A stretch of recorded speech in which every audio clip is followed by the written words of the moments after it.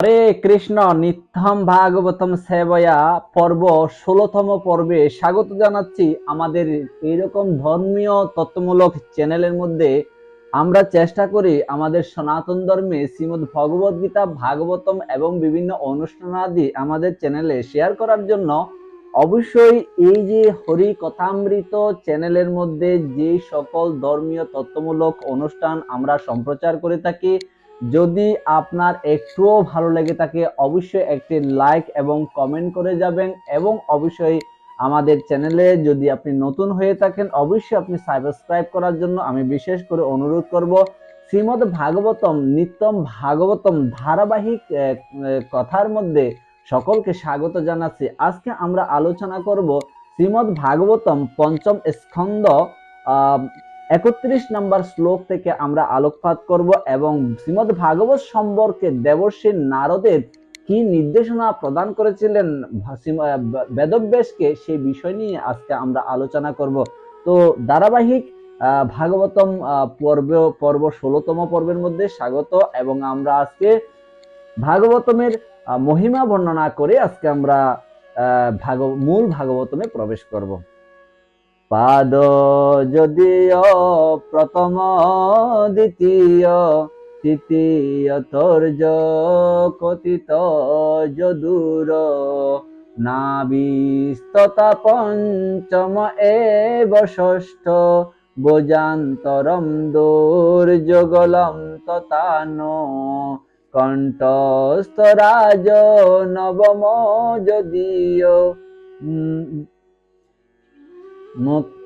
কণ্ঠস্থরাজ নবম যদিও মুখারবিন্দম দশম প্রফুল্লম একাদশ ললাটপট্টম শিরোপি তোদাদশ এব বাতি তমাদিদেবম করুণানিদানম তমালবর্ণম সহিতাবতারম অপার সংসার সমুদ্র সেতুম বজামেহম ভাগবতম স্বরূপম। ওম নমো ভগবতে বাসুদেবায়ম। ওম নমো ভগবতে বাসুদেবায়ম। ওম নমো ভগবতে বাসুদেবায়ম। হরে কৃষ্ণ। শ্রীমদ্ ভগবদ গীতার মধ্যে 5টি বিষয়, ঈশ্বর, জীব, প্রকৃতি, কাল, কর্ম, 5টা বিষয় নিয়ে ভগবদ গীতার মধ্যে বর্ণনা করা হয়েছে।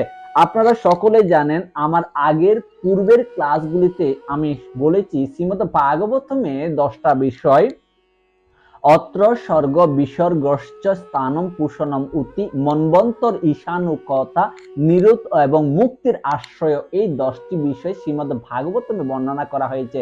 তাই এই 10টা বিষয় কোন কোন স্কন্ধে, কোন কোন অধ্যায়ে, কোন কোন শ্লোকে বলা হয়েছে, সেই সকল বিষয় পূর্বের প্রথম এবং দ্বিতীয়, তৃতীয়, চতুর্থ পর্বগুলিতে আমি ব্যাখ্যা করেছি। অবশ্যই আপনারা দেখে নেবেন যদি আপনাদের জানা না থাকে। জানা থাকলে অবশ্যই স্বাগত সকলকে। তো আজকে আমরা দেবর্ষি নারদ ভগবান বেদব্যাসকে কি নির্দেশনা দিয়েছেন, বেদব্যাস হয়েও ভগবানের সত্তাবেশ অবতার হয়েও তিনি নারদ মুনিকে গুরু রূপে গ্রহণ করলেন। কেননা আমাদেরকে শিক্ষণীয় বিষয়, ভগবান শ্রীকৃষ্ণ তিনি তার গুরুদেব গ্রহণ করার মাধ্যমে, তিনি তার গুরুদেবের নাম হচ্ছে সান্দীপনি মুনি, বলরাম এবং কৃষ্ণ। ভগবান বলরাম এবং কৃষ্ণ তারা গুরু গ্রহণ করেছিলেন, এবং শ্রী চৈতন্য মহাপ্রভু তিনি গুরু গ্রহণ করেছিলেন, এবং শ্রী রামচন্দ্র মর্যাদা পুরুষোত্তম তিনিও গুরু গ্রহণ করেছিলেন। এখান থেকে আমাদের শিক্ষণীয় বিষয় হচ্ছে আমাদেরকেও গুরু গ্রহণ করতে হবে। কেননা আমরা আমাদের পার্থব্য বস্তু লাভ করার জন্য এই জড় জগতে বারবার জন্ম মৃত্যু জরা বেদিতে চক্রে আবর্তিত হয়েছি। এই চক্র থেকে, এই জাল থেকে, এই নেট থেকে কিভাবে মুক্ত হতে পারি, সেটা ইনস্ট্রাকশন দিতে পারেন হচ্ছে একজন স্পিরিচুয়াল মাস্টার গুরুদেবের চরণে। সেই গুরুদেবের চরণে যদি আমরা আত্মসমর্পণ না করি তাহলে আমরা এই জাল থেকে মুক্ত হওয়া কখনো সম্ভব নয়। তাই ভগবান স্বয়ং তার গুরুদেব গ্রহণ করার মাধ্যমে আমাদেরকে শিক্ষা দিচ্ছেন আমাদেরও গুরু গ্রহণ করতে হবে। বেদব্যাস দেবর্ষি নারদের আশ্রয় গ্রহণ করার উদ্দেশ্য হচ্ছে, যদিও বা নারদ মুনি হচ্ছে তার গুরুদেব, যদিও বা সত্যাবেশ অবতার ছিলেন, তথাপি নারদ মুনি তার গুরুদেব ছিলেন। এবং আপনারা জানেন নারদ মুনি অনেক অনেক মহান মহান ব্যক্তিদের গুরুদেব ছিলেন। তিনি ধ্রুব মহারাজ, প্রহ্লাদ মহারাজ, চতুর্কুমার আদি সকলের গুরু ছিলেন। তাই আমাদের উচিত তিনি কি নির্দেশনা দিচ্ছেন এই ভাগবত সম্পর্কে। আমরা কখনো কখনো বেদ, পুরাণ এগুলি নিয়ে আমরা অবস্থান করি, মহাভারত, রামায়ণ এগুলি নিয়ে অবস্থান করি। সেই সকল বিষয়ে নারদ মুনি কি উপদেশ দিয়েছেন, আজকে সেই বিষয়ে আমরা বর্ণনা করব। হরে কৃষ্ণ। 31 নম্বর শ্লোক থেকে আমরা শুরু করব। 31 নম্বর শ্লোক থেকে আমরা পঞ্চম অধ্যায়টা হচ্ছে দেবর্ষি নারদ মুনিকে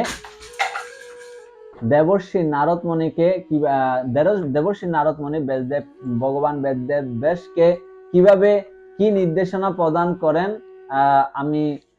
আমরা আজকে সেই বিষয়টা জানার চেষ্টা করব।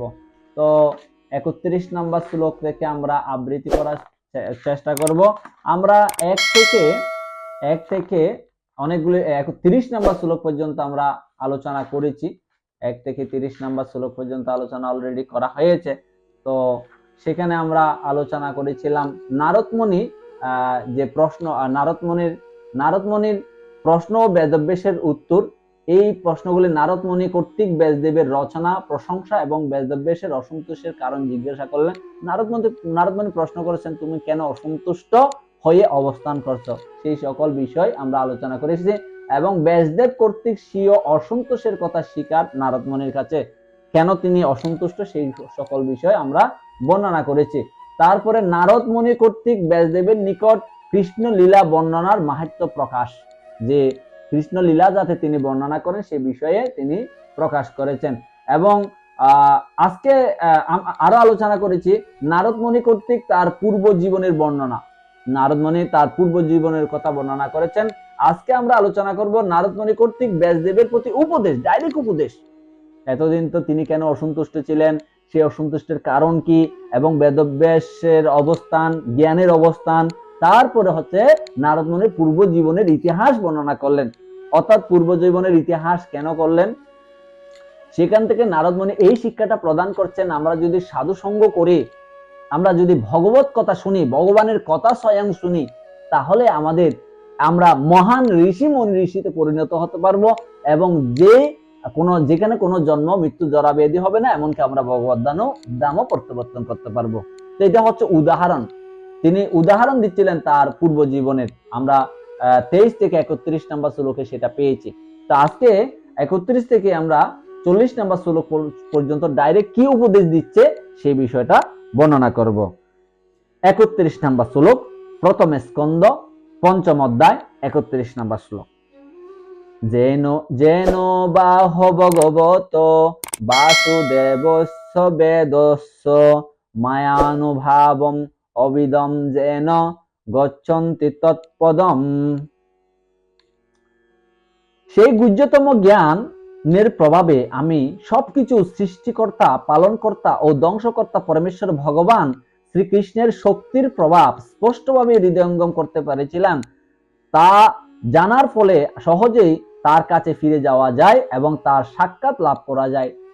তো নারদ মুনি তার পূর্ব জীবনের কথা বর্ণনা করার পরে তিনি লাস্ট একটা শ্লোকে বলছেন, আমি সেই মহান ব্যক্তিদের কাছ থেকে যেই জ্ঞান লাভ করেছিলাম, সেই জ্ঞান হচ্ছে জ্ঞান না, সে গুহ্য জ্ঞান না, গুহ্যতর জ্ঞান না, সেটা হচ্ছে গুহ্যতম জ্ঞান। যে জ্ঞান হচ্ছে পরম তত্ত্বের পূর্ণ উপলব্ধি, যে জ্ঞান আমাদের সেজন্য সেই উপলব্ধি করতে হবে, সেই জ্ঞানের দ্বারা জানতে হবে পরম পুরুষোত্তম ভগবানকে।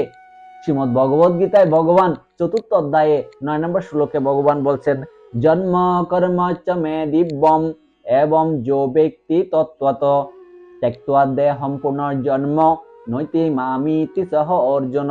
ভগবান বলছেন, ভগবানকে যদি কেউ জন্মকর্ম, তার দিব্য, তার অপাকৃত বিষয় সম্পর্কে যে কেউ যদি ভালো করে জানেন, তার নৈতি মামিতি সহ অর্জুন, তার আর পুনর্জন্ম হবে না। তাই নারদ মুনি তিনি বলছেন যে পূর্ব জন্মে আমি ভগবান সম্পর্কে আমার মহান মহান ঋষিদের শ্রীমুখ থেকে আমি ভগবানের কথা শ্রবণ করেছিলাম, যার ফলশ্রুতিতে আমি ভগবান সম্পর্কে ভালো করে তত্ত্বগতভাবে হৃদয়ঙ্গম করতে পেরেছিলাম। ঠিক একইভাবে গুরু প্রদত্ত বৈষ্ণবদের কোনো কথা শ্রবণ করার জন্য আমাদের আকুল আবেদন হয়ে থাকতে হবে এবং শ্রবণ করতে হবে, কারণ শ্রবণ মঙ্গলম, শ্রবণ কীর্তন স্মরণ বন্দন। আমার যখন শ্রবণ হবে, গভীর শ্রবণ হবে, তারপরে কি হবে, আমি অন্যজনকে বলার আমার স্পৃহা, স্পষ্টকতা, আমার উপলব্ধি সেটা প্রকাশ পাবে। আর যখনই আমি যা যা বলবো সেটা কি হবে, স্মরণ হবে, আমি আজকে কি কি বলেছি, কোনো ভুল বলেছি কিনা, খারাপ বলেছি কিনা, ভালো কতটুকু বলেছি।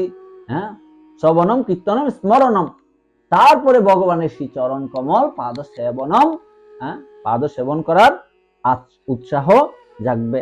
ভগবত ভক্তির প্রভাবে অথবা গুহ্যতম জ্ঞানের প্রভাবে ভগবানের বিভিন্ন শক্তি কিভাবে কাজ করছে তা সহজে হৃদয়ঙ্গম করা যায়। ভগবানের শক্তির একাংশ দ্বারা এই জড় জগৎ প্রকাশিত হয়। 32 নম্বর শ্লোক, এতৎ সংসুষিতম ব্রহ্মং স্থাপত্রয় চিকিৎসিতম যদীশ্বরে ভগবতী কর্ম ব্রহ্ম নিভাগবিতম। হে ব্রাহ্মণ, শাস্ত্রজ্ঞরা বলেছেন যে ত্রিতাপ দুঃখ নিরাময়ের সর্বশ্রেষ্ঠ উপায় হচ্ছে পরমেশ্বর ভগবান শ্রীকৃষ্ণের উদ্দেশ্যে সমস্ত কর্ম সমর্পণ করা। তো নারদ মুনি বলছেন, ভগবান বেদব্যাসকে কেন্দ্র করে, যদি কেউ শাস্ত্রজ্ঞরা বলে গেছেন যে ত্রিতাপ দুঃখ নিরাময়ের সর্বশ্রেষ্ঠ উপায় হচ্ছে পরমেশ্বর ভগবানের উদ্দেশ্যে সমস্ত কর্ম সমর্পণ করা। ভগবদ গীতায় ভগবান 3য় অধ্যায় কর্মযোগের মধ্যে বলছে, তুমি যদি কর্ম করতে না পারো, সেই কর্মফল ভগবানের উদ্দেশ্যে নিবেদন করো, কারণ তোমাকে কর্ম করতে হবে। কর্ম না করলে তোমার দেহযাত্রা নির্বাপন হবে না, তোমাকে কর্ম করতে হবে।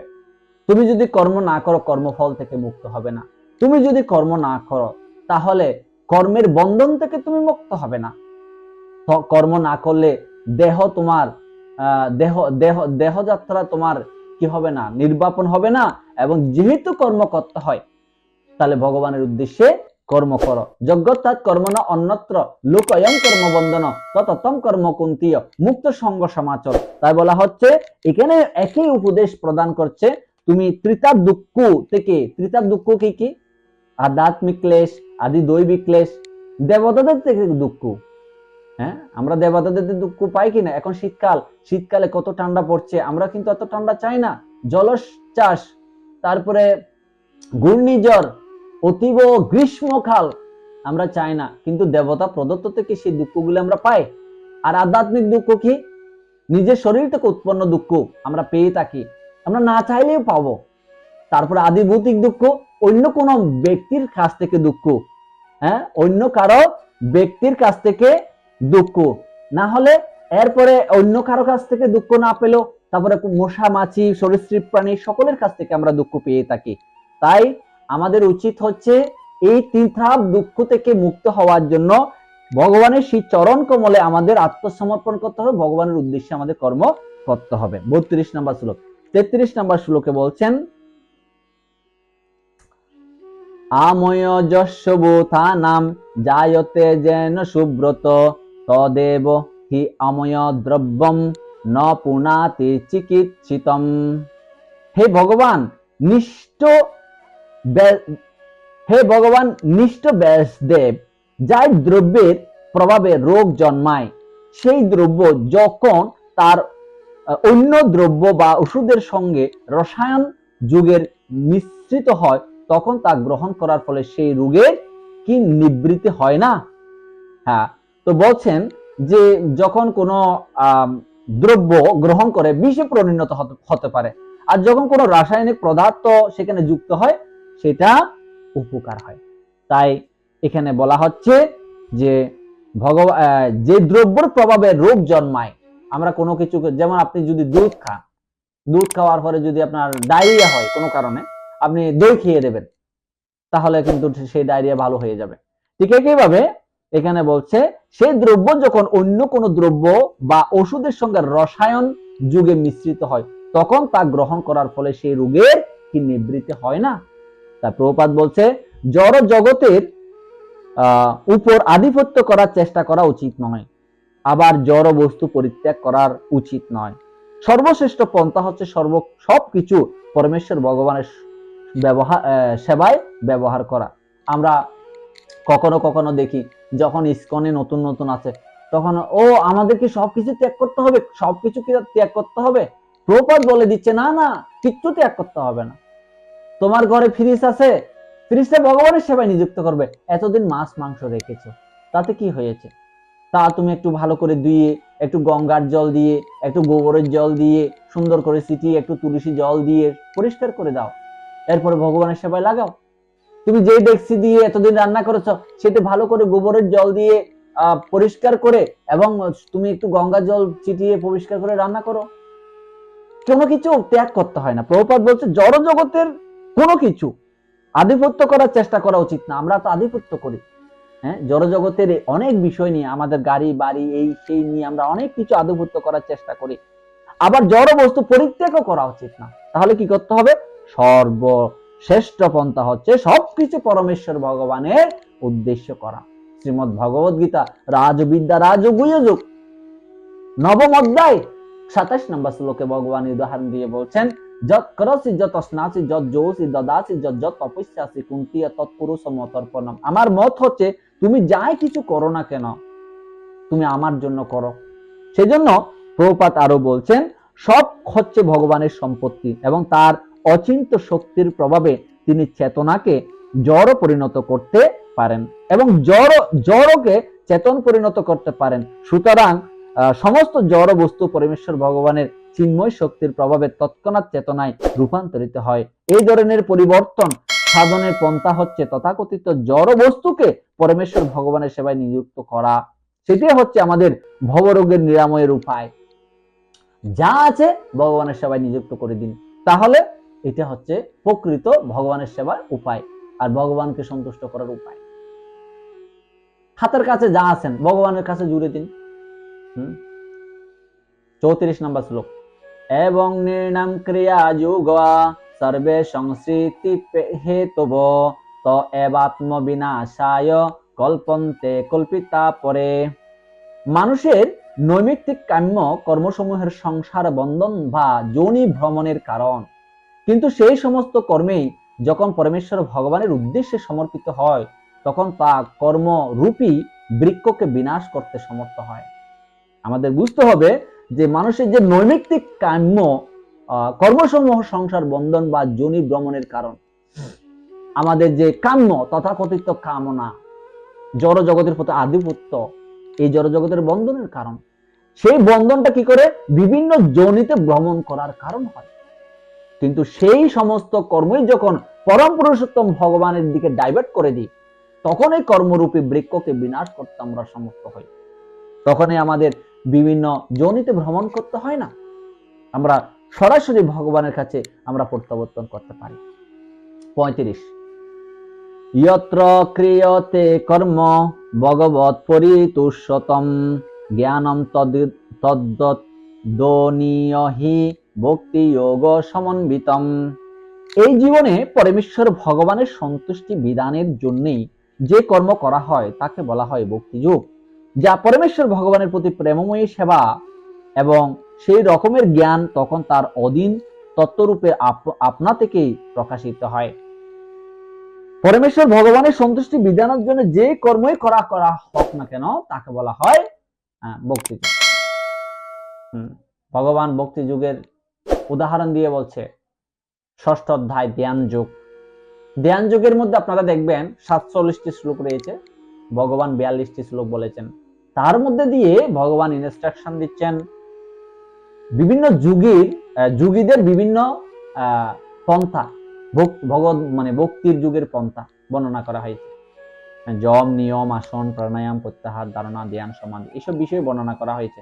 করার পরে ভগবান লাস্ট ফিনিশিং দিচ্ছে যোগীনামপি সর্বেষাং মদ্গতে নয়ন্তরাত্মনা শ্রদ্ধাবান ভজতে যো মাম সমে যুক্ত তমে মত। সমস্ত যুগী, হঠ যুগী, ধ্যান যুগী, কর্মযুগী, জ্ঞান যুগী সমস্ত যুগীদের মধ্যে শ্রেষ্ঠ হচ্ছে ভক্তি যুগ। আর ভক্তি যুগের ডেফিনেশন কি?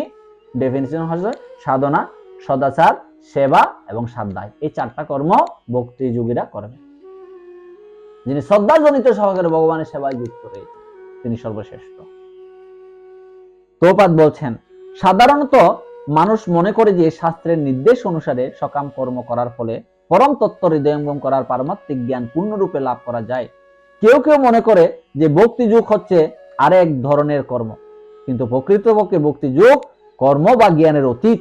ভক্তি যোগ জ্ঞান অথবা কর্ম থেকে স্বতন্ত্র। পক্ষান্তরে জ্ঞান এবং কর্ম হচ্ছে ভক্তি যুগের অধীন।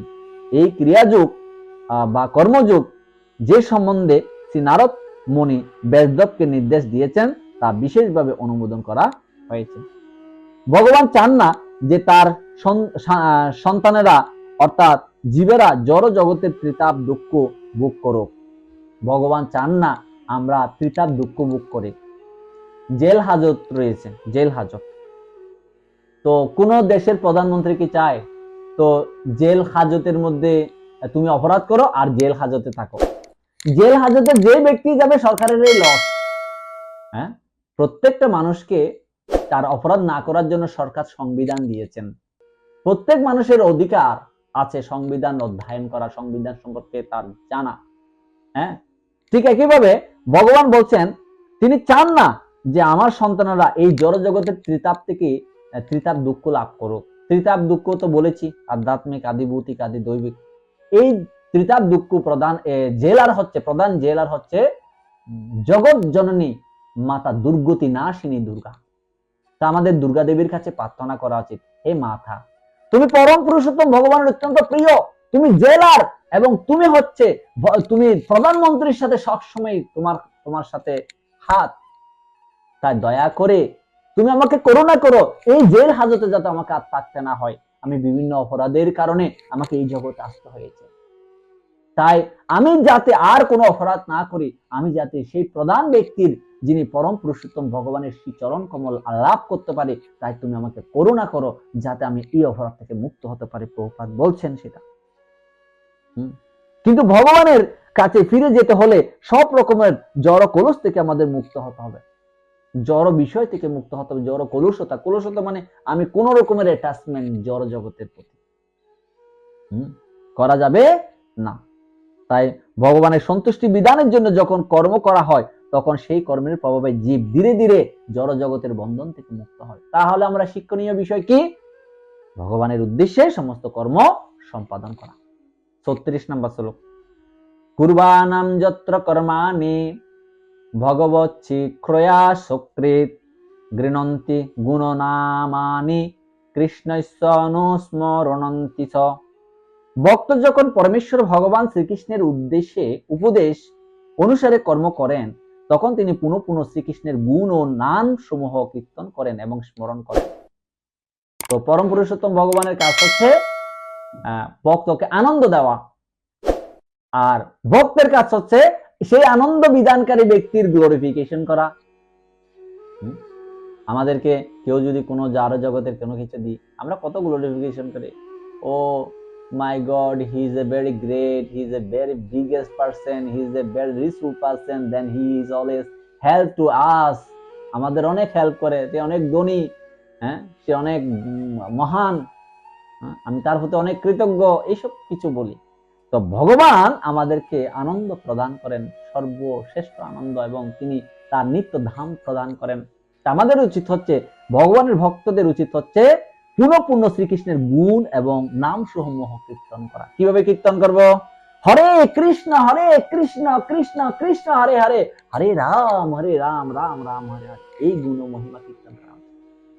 প্রভুপাদ বলছে ভগবানের সুদক্ষ ভক্ত তার জীবনের এমন ভাবে গড়ে তুলতে পারেন যে এই জীবনে জন্য অথবা পরজীবনের জন্য তার সমস্ত কর্তব্য সম্পাদন করার সময় তিনি নিরন্তর ভগবানের নাম, গুণ, লীলা ইত্যাদি স্মরণ করতে পারেন। আমাদের এমন ভাবে ভগবানের স্মরণ করতে হবে যাতে পরজন্মে আমরা ভগবানকে লাভ করতে পারি। 37 নম্বর, ওম নমো ভগবতে তুভ্যং বাসুদেবায় ধীমহি পদ্মময়া নিরুদ্ধায় নম সংকর্ষণায় চ।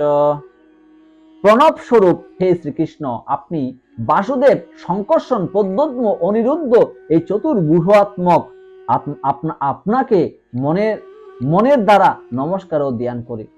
হ্যাঁ, বলছেন আপনি বাসুদেব, সংকর্ষণ, পদ্মোদ্ম, অনিরুদ্ধ এই চতুর্ভুজ, আপনি অনিরুদ্ধ, আপনি পদ্মোদ্ম, সংকর্ষণ, বাসুদেব, এই সবগুলো হচ্ছে আপনি, তাই আমি আপনাকে নমস্কার করি।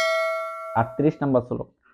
ইতি মজ্জ বিদানে ন মন্ত্র মূর্তি মতই কিকম যজথে যজ্ঞ পুরুষম সসম্যক অগদর্শনম পুনাম। এইভাবে যিনি বাসুদেব আদি চার মূর্তির নামাত্মক মন্ত্রের দ্বারা মন্ত্রোক্ত চিন্ময় রূপী অথবা প্রাকৃত মূর্তিরূপী যজ্ঞেশ্বরকে পূজা করে, তিনি হচ্ছেন প্রকৃত জ্ঞানবান। আমরা যদি ভগবান বিষ্ণুর আরাধনা করতে পারি, শ্রীকৃষ্ণের পূজা করতে পারি, তাহলে প্রকৃত জ্ঞানবান আমরা হব। কলিযুগের জন্য যথার্থই উপযুক্ত। কলিযুগের জন্য বেদান্ত থেকেই পঞ্চরাত্রি প্রক্রিয়া অধিকতর গুরুত্বপূর্ণ। পঞ্চরাত্রি মানে হচ্ছে ভগবানের সেবা করা, ভগবানের অর্চন করা, ভগবানের পূজা করা কলিযুগের জন্য দরকার। 39 নম্বর শ্লোক। ইমম শনি গম ব্রহ্ম নবৈত্য মদনস্থিতম অধান্মে জ্ঞানমৈশ্বর্যম স্বস্মিন ভাবস্য কেশব।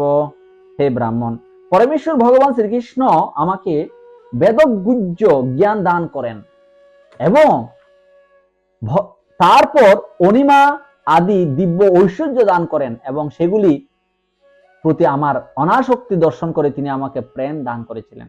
কখনো কখনো কেউ যদি অগাধ ভগবত ভক্তি করতে করতে বা ধ্যান যোগ অনুশীলন করতে করতে অনিমা লগিমা বসিতা কামবসিতা প্রাপ্তম্য ঈশিতা প্রাপ্তি প্রাপ্কাম্য এইসব বিষয় আমাদের মধ্যে চলে আসতে পারে। এসব কি? অষ্টাঙ্গ যুগের সিদ্ধি, 8টা সিদ্ধি। 8টা সিদ্ধি বিশাল বিষয় আছে।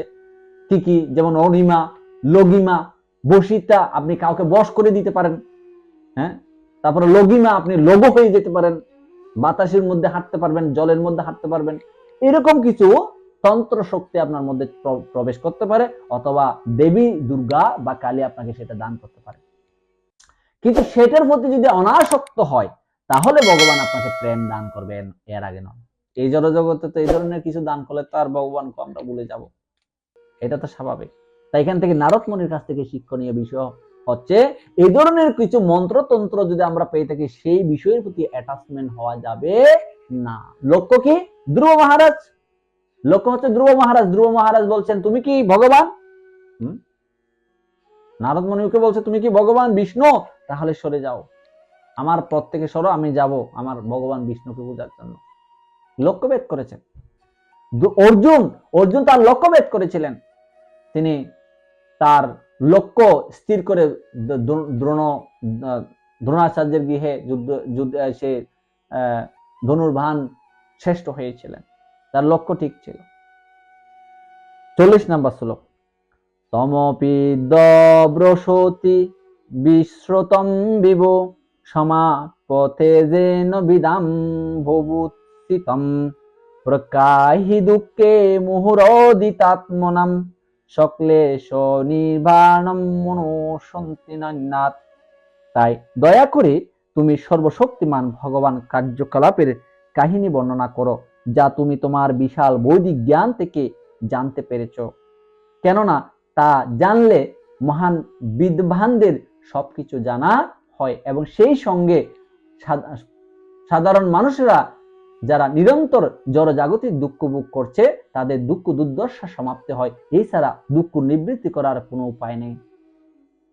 দয়া করে বলছেন কাকে? নারদ মুনি তার শিষ্যকে বলছেন, দয়া করে তুমি সর্বশক্তিমান ভগবানের কার্যকলাপের তার কাহিনী বর্ণনা করো, যেখানে বেদের মধ্যে তুমি কোথায়ও বলো নাই, মহাভারতের কোথায়ও বলো নাই। তাই তুমি এমন জায়গায় বলো যেটা ভগবানের কথা বিশাল বৈদিক জ্ঞান থেকে জানতে পেরেছে, এবং কেননা তা জানলে মহান বিদ্বানরা সবকিছু জানা হয় এবং সাধারণ মানুষেরা নিরন্তর জড়জগতের ত্রিতাপ দুঃখ থেকে মুক্ত হয়ে এই জড়জগৎ থেকে ভগবান তুমি প্রত্যাবর্তন করতে পারবেন। তাই আমাদের উচিত হচ্ছে নারদ মুনির উপদেশ, ভগবানের সেবা করা, ভগবানের কীর্তন স্মরণ, পাদ সেবন, ভগবানের জন্যই সবকিছু করা। হরে কৃষ্ণ। 16তম পর্বে ধন্যবাদ জ্ঞাপন করছি এবং সপ্তদশ পর্বে স্বাগত জানাচ্ছি। আগামী পর্বে সকলে আমাদের সাথে থাকবেন। হরে কৃষ্ণ।